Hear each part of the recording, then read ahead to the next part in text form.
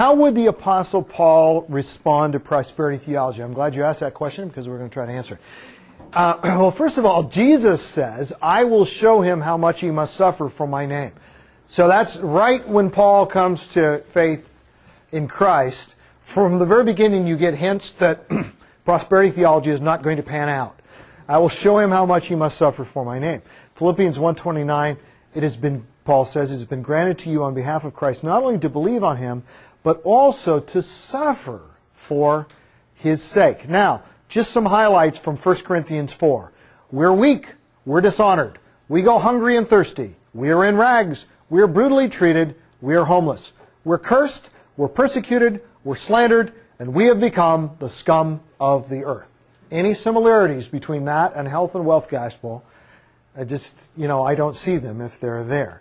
2 Corinthians 11, I have worked much harder, been in prison more frequently, been flogged more severely, and been exposed to death again and again. 5 times I received from the Jews the 40 lashes minus 1, in other words, just short of capital punishment.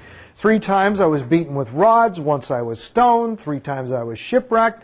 He's keeping track of these things. I spent a night and a day in the open sea. I've been constantly on the move. I have been in danger from rivers, in danger from bandits, in danger from my own countrymen, in danger from Gentiles. I just sat down to make it through the in dangers. In danger in the city, in danger in the country, in danger at sea, and in danger from false brothers, and probably the key terms in there would be in danger. I have labored and toiled and have often gone without sleep.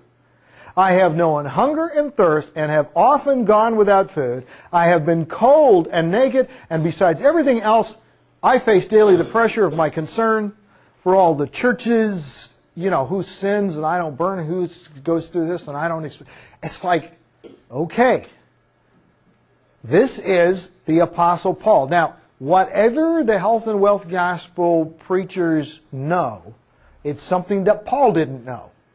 So they've got an inside track here that Paul didn't have, even though they'll quote select passages from Paul.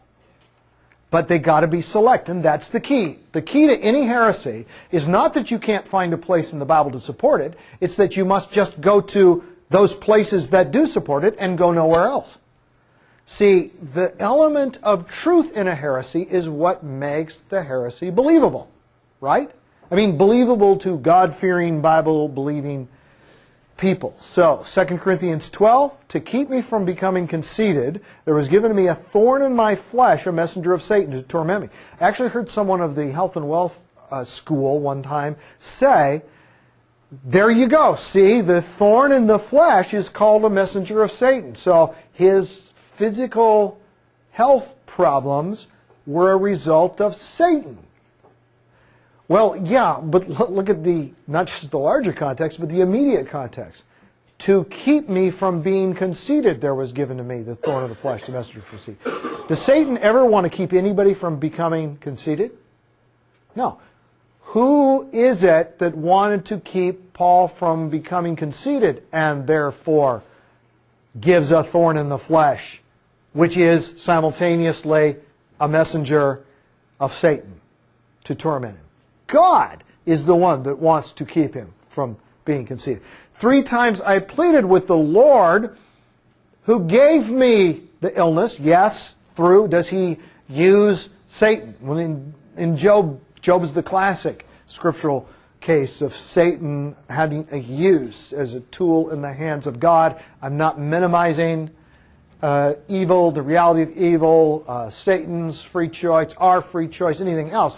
I'm just saying it is clearly under the umbrella of the sovereignty of God, and 3 times I pleaded with the Lord to take it away from me. So when you have claiming of healing, if you were ever going to have it, you'd think it'd be right here. But he said to me, my grace is sufficient for you, for my power is made perfect in weakness. Therefore, I will boast all the more gladly about my weaknesses, so that Christ's power may rest on me. That's why, for Christ's sake, I delight in weaknesses, in insults, in hardships, in persecutions, in difficulties. For when I am weak, then I am strong.